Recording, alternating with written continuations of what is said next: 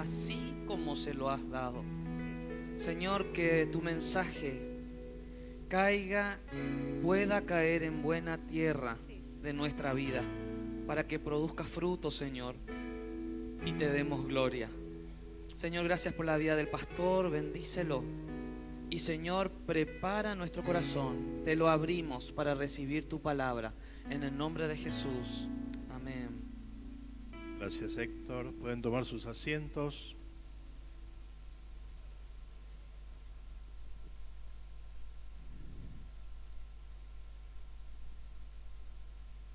El 4 de septiembre de 1976, cerca de la casa de veraneo de sus padres, Jorge, que vivía en Texas y que estaba pasando sus vacaciones en el estado de Maine, en Estados Unidos, estaba con unos amigos y copas va, copas viene. Terminó la noche yendo a su casa con la mala suerte de que en el camino la policía estaba haciendo controles y, por supuesto, al estar él en un estado de ebriedad, le secuestran el vehículo, le secuestran el carnet, por 30 días no podía manejar y, por supuesto, él termina en la comisaría hasta que, por supuesto, recupera su libertad al día siguiente. Un hecho, uno diría, bastante habitual en los tiempos que corren, pero 24 años después, Jorge, que había crecido, que había llegado a ser gobernador del estado de Texas en el año 1994, se volvió a presentar en el año 1998 y volvió a ganar las elecciones para ser gobernador de Texas. Y en el año 2000 se presenta como candidato para presidente de los Estados Unidos. Y el eslogan de su campaña había sido llevar a la Casa Blanca la reputación de alguien como él, que no tenía ningún pasado oculto, como sí lo tenía el actual gobernador, el presidente de los Estados Unidos, Bill Clinton, que fue presidente del año 1993 al 2001, con el famoso caso de el Monica Gate, ¿no? El affair sexual que tuvo el presidente con esta becaria de la Casa Blanca y que produjo dentro de la imagen del presidente realmente un resquebrajamiento. Y Jorge se presentaba en esa elección y prometía llevar honorabilidad al gobierno, y justamente para eso mostraba lo que había hecho 6 años atrás como gobernador de Texas. Las elecciones y todas las encuestas daban como ganador a Jorge como próximo presidente de los Estados Unidos. Pero una semana antes de las elecciones, este hecho que hasta ahora nadie había sacado a luz, apareció en los principales diarios de Estados Unidos, diciendo: ¿Ah, sí? ¿Honorable? ¿Usted llama honorable a quien estuvo manejando borracho y fue a la cárcel? Las encuestas en esa última semana decayeron y por primera vez en 100 años, o en más de 100 años, 120 años, fue elegido un presidente con menor votos individuales que su oponente. El oponente de Jorge era Al Gore, que era el candidato demócrata. Al Gore sacó aproximadamente 51 millones de votos y Jorge sacó 50.500.000 votos. El estado de Florida y la ventaja que tenían en este momento es que la elección de presidentes en Estados Unidos no es en forma directa como es aquí, sino que se eligen representantes y esos representantes terminan eligiendo al presidente. El estado de Florida era quien definía la elección y no se ponían de acuerdo porque de acuerdo a una de las alternativas de elección el candidato ganador era Al Gore y de acuerdo a otras el candidato ganador era Jorge. Tuvo que tomar la Corte Suprema de los Estados Unidos la decisión de considerar ganador y consideró ganador a Jorge en el estado de Miami, en el estado de Florida, y eso le permitió a Jorge acceder a la presidencia de los Estados Unidos. Quien me estoy refiriendo es George Bush, hijo, que en esa semana crítica que vivió, donde apareció y salió a la luz un hecho que había ocurrido 24 años atrás, afectó de tal manera su vida que seguramente él se habrá arrepentido 1,000 veces haber hecho lo que hizo. Tal es así que tuvo que reconocer públicamente que en su edad joven, vivió un periodo nómade y de una juventud irresponsable, donde el alcohol era un vicio que él recién pudo cortar en el año cuando tenía 40 años, a través de una entrevista que tuvo con el pastor Billy Graham, y donde reconoció a Jesús como Señor y Salvador de su vida. Pero seguramente que este evento él lo habrá lamentado 1,000 veces. Era ganador por lejos, pero ese hecho, y él catalogándose como persona respetuosa, irreprochable, terminan descubriendo este evento en su vida que no fue para nada bueno. ¿Sabe? También la Biblia nos enseña respecto a algunos eventos en donde personas lamentaron el haber actuado de determinada manera. Algunos quizás tarde y otros se arrepintieron a tiempo.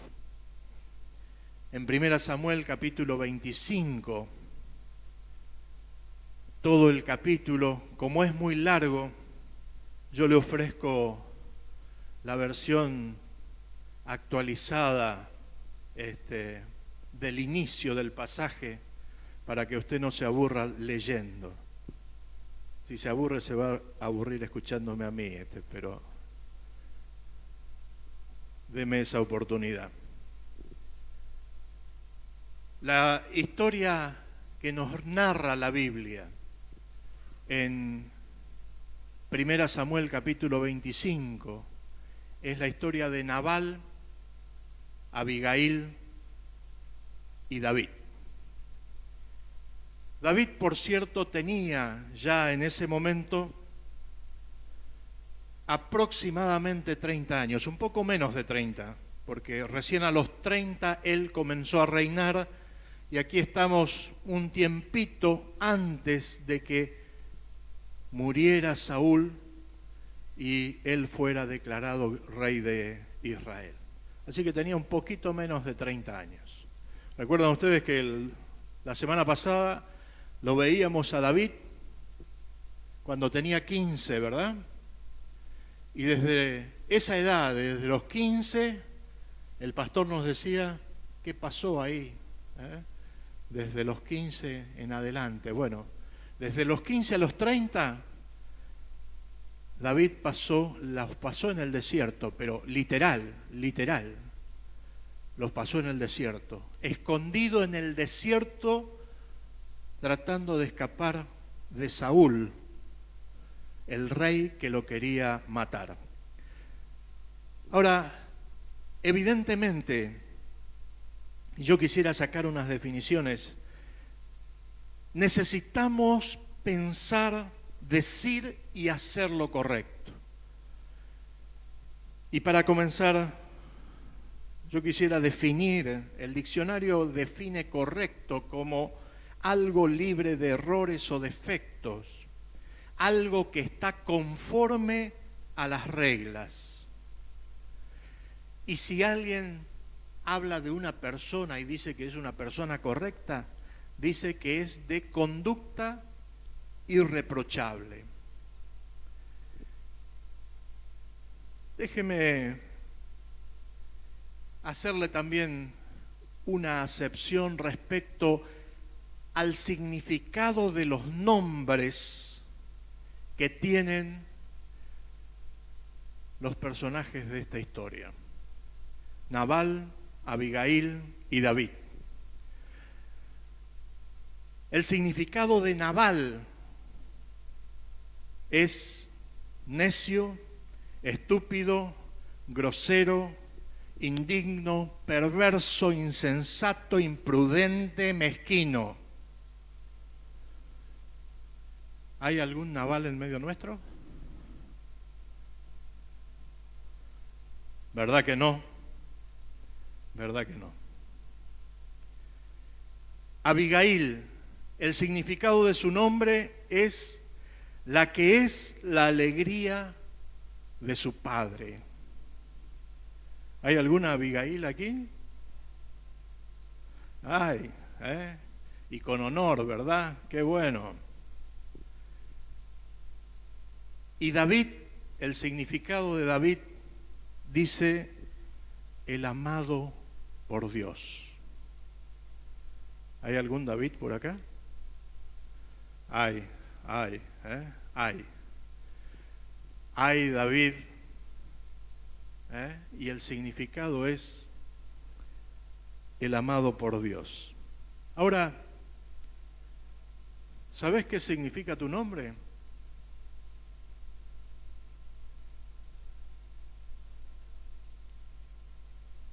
Si no, averigualo. ¿Sabes por qué? Porque muchas veces hacemos honor a nuestro nombre. Muchas veces hacemos honor a nuestro nombre. ¿Sí? Y en el caso específico de esta historia, Nabal hacía honor a su nombre. Era un hombre rico, tenía 1000 cabras y 3.000 ovejas. Y gozaba de prosperidad. Ya en aquel momento quien tenía esa cantidad de cabras y de ovejas era un hombre rico. Hoy también. Pero este hombre rico, y llamémoslo como su nombre, Don Necio, se encargó de hacerle honor a su nombre. Cuenta este pasaje que estaba en la época de trasquilación de las ovejas, y las ovejas se trasquilan justamente en esta época, en primavera, es decir, sería en mes de marzo aproximadamente en el hemisferio norte. Pero estaban ellos trasquilando las ovejas y por supuesto era un momento de gozo y de alegría porque todo el mundo estaba recogiendo la cosecha, en este caso la lana que generaban las ovejas. Y como tiempo y costumbre de la época, mientras se trasquilaba, se hacían banquetes en donde disfrutaban quienes trabajaban con el dueño, con Don Necio en este caso, y los que estaban alrededor, ¿verdad? Los que acompañaban. David, que estaba justamente en el desierto y en el lugar donde Don Necio tenía sus animales, él con sus hombres cuidaba de las ovejas y de los pastores de Don Necio, justamente de la llegada de los filisteos que eran quienes venían a robar y a matar y a destruir los sembrados y el ganado de los israelitas. Así que David y sus hombres ejercían un poco el control del área. Entonces, aprovechando que estaban de esquila, mandó a 10 de sus soldados, de sus hombres, a preguntarle a Don Necio si ya que estaban de fiesta no había algo que le pudieran dar, específicamente algo de comida para él y sus hombres. Cuando llegan estos hombres a la casa de Don Necio, los criados los reciben y lo llevan delante de Don Necio y Don Necio hace honor a su nombre. ¿Y quiénes son ustedes, manga de sinvergüenzas, ladrones, que se esconden del rey? ¿Y quién es David? Este tipo que Saúl, nuestro rey, lo está persiguiendo de aquí para allá y yo voy a darle de comer a ustedes. Váyanse a trabajar, manga de sinvergüenzas. Y por supuesto, todo necio tiene neciecitos alrededor, ¿verdad? Que seguramente le han dicho, bien dicho, patrón, así se hace con estos desgraciados. Sí, señor, así se hace.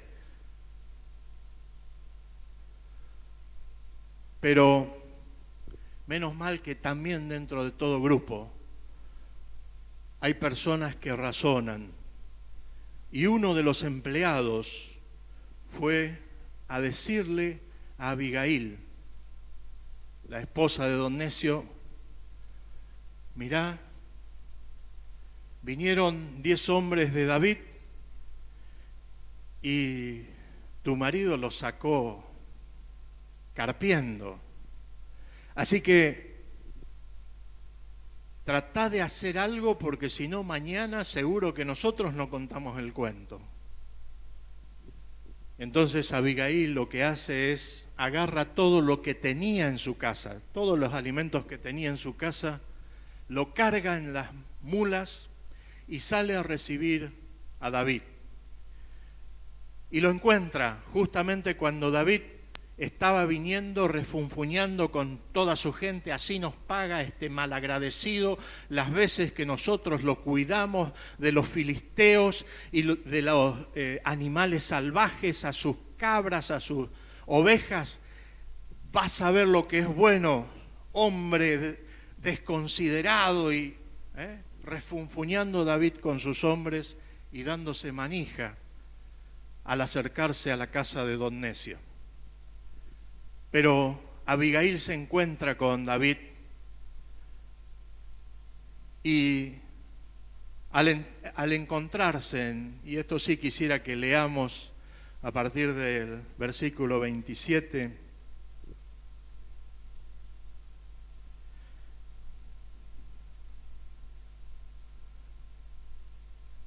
acepte usted este regalo de su servidora le ha traído y repártalo entre los criados que lo acompañan. Yo le ruego que perdone la falta de esta servidora suya. Ciertamente el Señor le dará a usted una dinastía que se mantendrá firme y nunca nadie podrá hacerle a usted ningún daño, pues usted pelea las batallas del Señor. Aun si alguien lo persigue con la intención de matarlo, su vida estará protegida por el Señor su Dios, mientras que sus enemigos serán lanzados a la destrucción. Así que cuando el Señor le haya hecho todo el bien que le ha prometido y lo haya establecido como jefe de Israel, no tendrá usted que sufrir la pena y el remordimiento de haberse vengado por sí mismo ni de haber derramado sangre inocente. Acuérdese usted de esta servidora suya cuando el Señor le haya dado prosperidad. David le dijo entonces a Abigail: bendito sea el Señor Dios de Israel que te ha enviado hoy a mi encuentro. Y bendita seas tú por tu buen juicio, pues me has impedido derramar sangre y vengarme con mis propias manos. El Señor Dios de Israel me ha impedido hacerte mal, pero te digo que si no te hubiese dado prisa en venir a mi encuentro, para mañana no le habría quedado vivo a Nabal, a don Necio, ni uno solo de sus hombres, tan cierto como el que el Señor vive. Dicho esto, David aceptó lo que ella le había traído. Vuelve tranquila a tu casa, añadió. Como puedes ver, te he hecho caso, te concedo lo que me has pedido. Y déjeme continuar hasta finalizar el capítulo.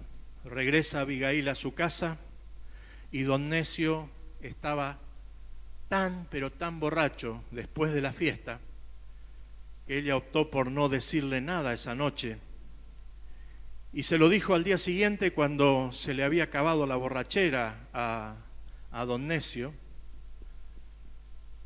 Y en vez de don Necio alegrarse por lo que su mujer había hecho, empezó a refunfuñar y su corazón saltó de tal manera que le dio un patatús. No dice eso la Biblia, ¿verdad? Lo digo yo.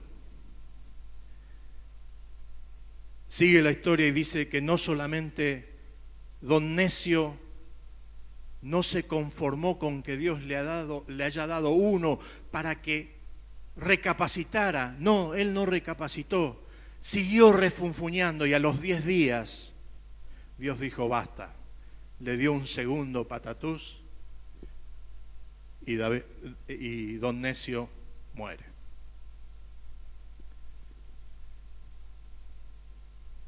La historia nos sigue y dice justamente de que al enterarse David de que don Necio había fallecido, manda sus soldados a buscar a Abigail pidiéndole que sea su esposa.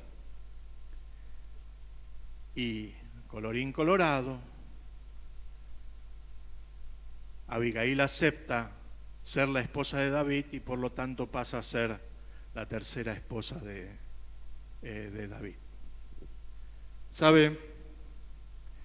Estos tres personajes nos enseñan tres cosas que quisiera rescatar en esta tarde, en esta noche. La primera, que para pensar, decir y hacer lo correcto, en primer lugar, tenemos que pensar lo que vamos a decir antes de hablar. Primero, entonces, pensar lo que vamos a decir antes de hablar.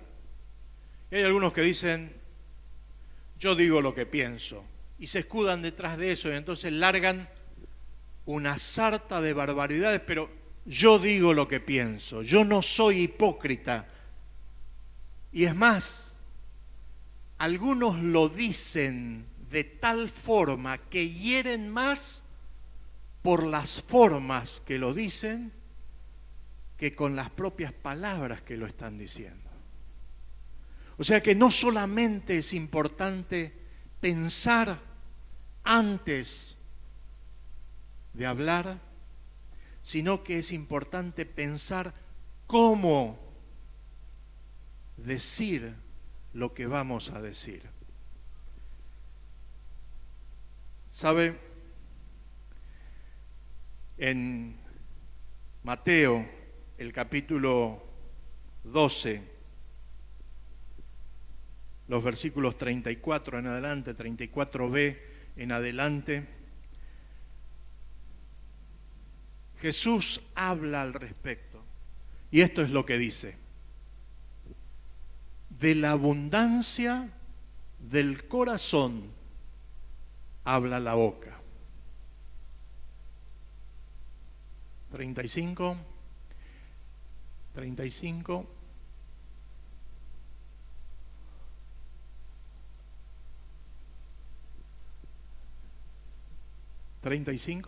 Ahí estamos. El que es bueno de la bondad que atesora en el corazón saca el bien, pero el que es malo de su maldad saca el mal. 36. Pero yo les digo que en el día del juicio todos tendrán que dar cuenta de toda palabra ociosa que hayan pronunciado. Hermano y amigo, tú y yo, vos y yo, vamos a dar cuenta de cada palabra que decimos.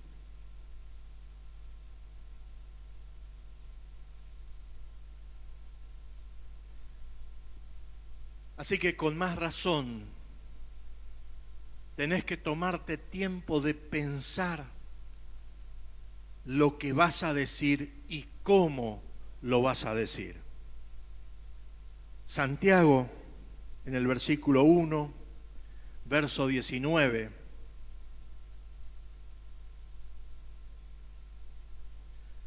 nos dice: mis queridos hermanos, tengan presente esto, todos deben estar listos para escuchar y ser lentos para hablar y para enojarse. Mis queridos hermanos, tengan presente esto, todos deben estar listos para escuchar y ser lentos para hablar y para enojarse. ¿Eso es lo que dice? ¿Eso es lo que está queriendo decir? ¿Verdad que no? No es que uno sea lento para hablar las cosas que tiene que decir. No, no es eso. Pero sí es importante que pensemos lo que vamos a decir y cómo lo vamos a decir. La antítesis de esto es lo que hizo Don Necio. Si nosotros queremos buscar un espejo de cómo no hablar y cómo no decir las cosas, lo tenemos a Don Necio. Ejemplo supremo de cómo no se debe hablar y cómo no se deben decir las cosas. En segundo lugar, pensar lo que vamos a hacer antes de hacerlo. Pensar lo que vamos a hacer antes de hacerlo. Y generalmente algunos dicen, yo hago lo que siento y lo hago a mi manera. Hay una canción, A mi manera, ¿cómo es? Bueno, no es a la manera suya, no es a la manera mía, sino que tiene que ser a la manera que Dios quiere.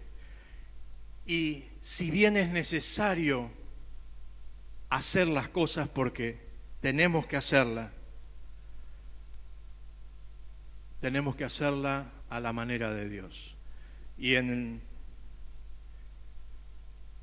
Gálatas capítulo 6, versículo 9, Pablo habla al respecto y nos dice justamente, no nos cansemos de hacer el bien, porque a su debido tiempo cosecharemos si no nos damos por vencidos. David creía que estaba haciendo el bien, que pasando a degüello a don Necio y a toda su gente. Pero evidentemente no es eso lo que Dios quería que ocurriera. Y también Pablo menciona lo mismo en 2 Tesalonicenses 3:13. Ustedes, hermanos, no se cansen de hacer el bien. Entonces hay una cosa que sí podemos hacer y que no hay límite para eso, para hacer el bien. Para hacer el bien no hay límite. Pero aún así tenemos que estar pensando cómo lo vamos a hacer. Porque tenemos, y está en el punto 5 ahí, tenemos que tener siempre presente que todo lo que hacemos, lo hacemos para el Señor o como para el Señor. Entonces, si queremos ver la antítesis de cómo no se deben hacer las cosas, es como lo hizo David. Vino una noticia, muchachos, ensillen los caballos, saquen las armas y vamos a liquidar a don Necio y toda su gente. No pensó, actuó de manera irresponsable. Pero menos mal que siempre hay una mujer que nos salva las papas, ¿verdad? ¿Dónde están las mujeres? Ninguna dijo...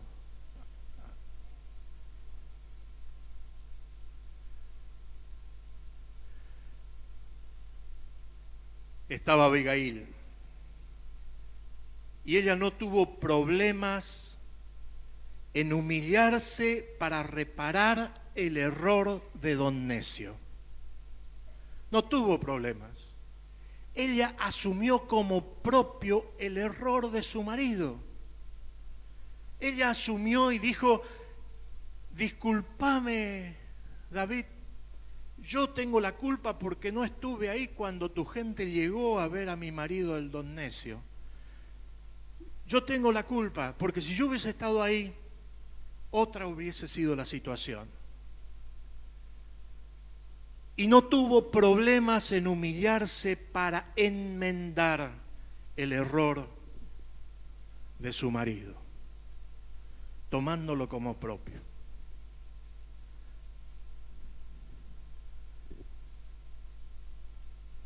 ¿Sabe? El humillarse para reparar mi error o el error de otros es una acción para los valientes solamente. Solamente los valientes pueden hacer lo que hizo Abigail. Ella fue con el corazón arrepentido. Bueno, uno diría, y más vale, si te van a cortar la cabeza, más vale que estés arrepentido, ¿verdad? Pero lo hizo con el corazón realmente lleno de arrepentimiento por los hechos que había engendrado los dichos de su marido. Pero lo más importante, el humillarme para reparar mi error o el error de otro, me lleva a un nuevo nivel de comunicación con Dios y con mi interlocutor. El hecho de humillarme para reparar mi error o el error de otros me lleva a elevarme a un nuevo nivel de comunicación con Dios y con mi interlocutor, con mi prójimo.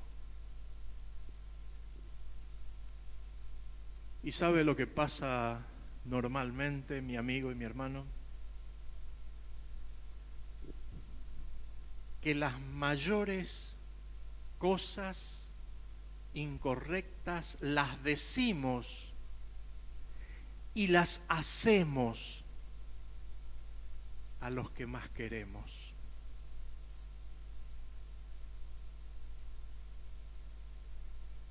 Las mayores cosas incorrectas que decimos o hacemos,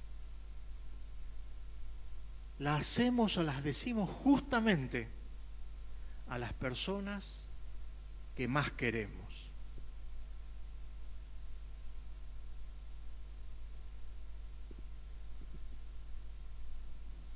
Por eso, mi hermano, mi amigo,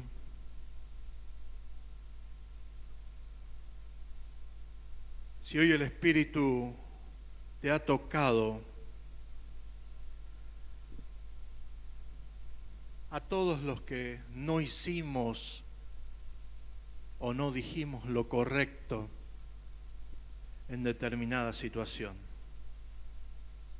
hoy podés buscar a esa persona y pedir perdón y hacer lo correcto ahora.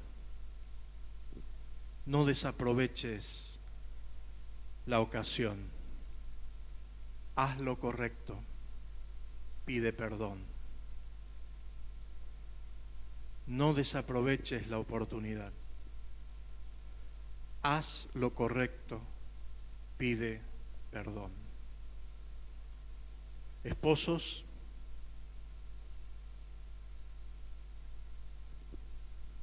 esta palabra es para ustedes.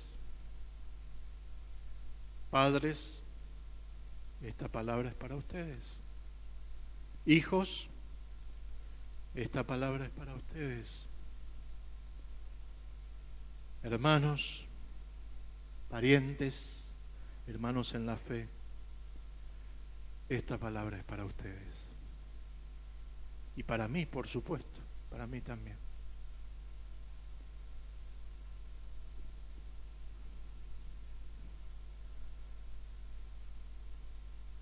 Martin Luther King tenía una frase que decía: siempre es el tiempo apropiado para hacer lo correcto. Siempre es tiempo apropiado para hacer lo correcto. Y en esta noche yo te invito a que inclines tu rostro ahora y que estés pensando en todas las situaciones de incorrección que viviste, que hiciste o que dijiste.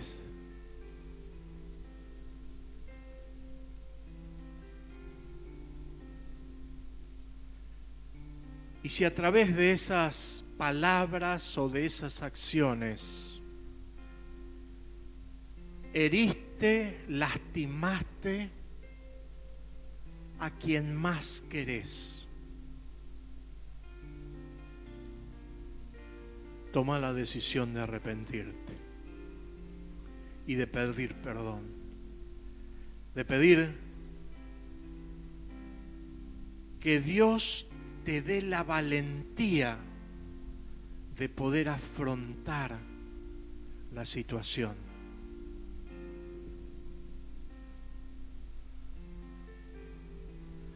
Porque eso te va a llevar a elevar un nivel de relación tuyo con Dios, pero también tuyo con tu interlocutor.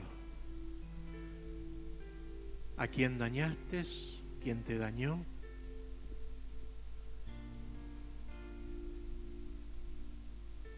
Toma la decisión de hacerlo ahora. No dejes pasar la oportunidad. No dejes para mañana lo que puedes hacer hoy. Humíllate y pedí perdón. Y vas a elevar tu nivel de relación con Dios y con tu prójimo. Pero sabe,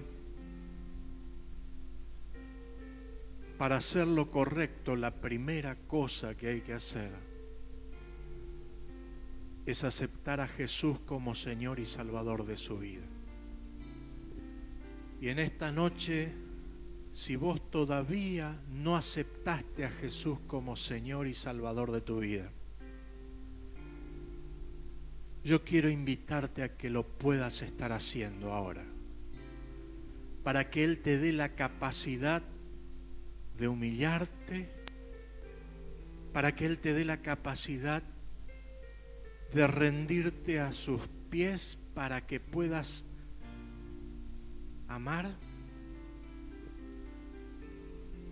para que puedas perdonar, para que puedas restablecer las relaciones rotas en el nombre de Jesús. Y por eso, si vos nunca hiciste una oración de entrega a Jesús, yo te pido que lo estés haciendo ahora. Déjame guiarte con una oración. Decile así: Señor Jesús, yo vengo delante de ti en esta noche.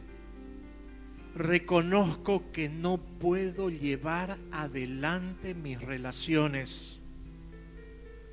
Y por eso te pido tu ayuda.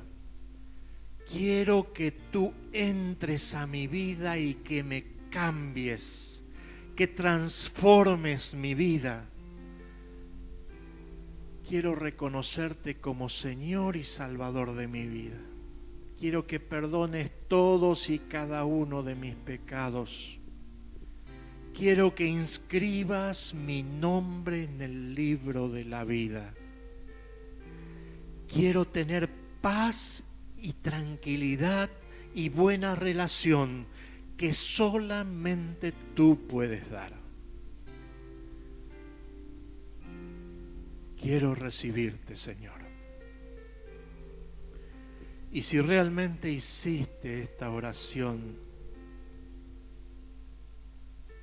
de corazón, yo quisiera que estés levantando tu mano ahora para que podamos orar por vos, para que podamos bendecirte, para que podamos guiarte en un camino nuevo tomado de la mano de Jesús. Yo te voy a pedir, si tomás esta decisión, si oraste conmigo de esta manera y querés aceptar a Jesús, que levantes tu mano, por favor. Dios te bendiga, Dios te bendiga, Dios te bendiga, Dios te bendiga,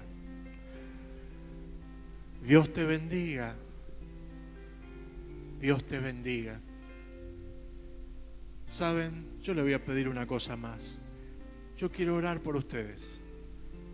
Quiero que ustedes estén pasando aquí al altar. Vengan, no tengan miedo, queremos orar por usted. Queremos encomendarlo en las manos de Jesús. Vengan, vengan por favor.